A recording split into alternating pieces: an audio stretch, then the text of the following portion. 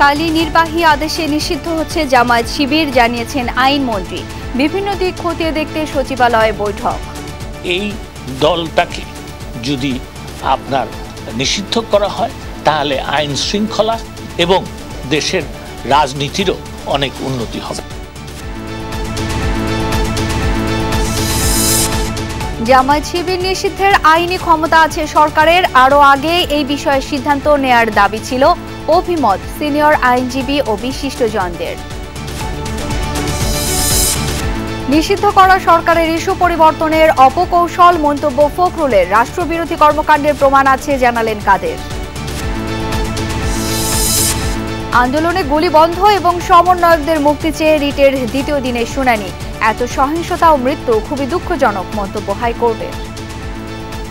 যে মানব প্রাণগুলো যাচ্ছে সেগুলোকে এখানেই থামানো যাক, আর যাতে একটুও রক্ত না পড়ে, যেন এই গুলিটা থামানোর চেষ্টা করা হয়। আমরা আমাদের সন্তানদের রক্ষা করার জন্য এসেছি। হুলিগান ভ্যান্ডালিজম চলেছে, তাদেরকে উৎসাহিত করার জন্যই কতিপয় ব্যক্তি এর পিছন ফাইল করেছেন।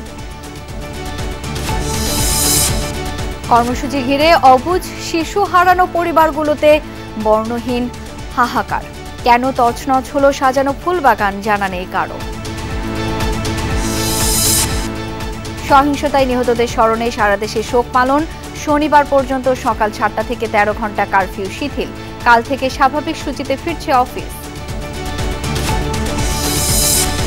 সাইবার হামলার ঝুঁকিতে দেশ, টার্গেট বিদ্যুৎ, টেলিকম, ব্যাংক সহ গুরুত্বপূর্ণ ওয়েবসাইট। ভিপিএন ব্যবহারে বাড়ছে হ্যাকিং এর শঙ্কা।